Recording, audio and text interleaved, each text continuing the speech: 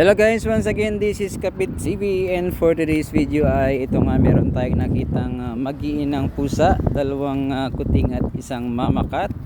Ayan, nandito nga pala ako sa bakala para bumili ng aking hapunan, at ito nga ay nakita ko dito sa gilid ng bakala. So mukhang gutom, kaya ito bumili tayo ng cat food and can para naman napakain natin itong mga nagugutom na pusa na to, lalo na itong mga kuting. Ayan, si Mama Cat ay nagpaubaya.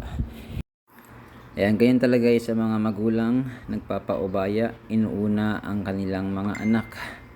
Tulad ng pusa na to, ayan, inuna niyang kumain ang mga kuting niya. Ayan, hindi talaga siya kumain kahit binigyan ko siya kanina. Inignore na yung binigay ko, bagkus ayan, pinauna niyo yung kanyang mga anak. Yan, meron silang malinis na tubig. Yan, para after nila kumain, meron silang mainom. Anyway guys, maraming salamat sa inyong walang sawang suporta at panonood kay Kapit TV. Yan, keep safe everyone, and God bless us all.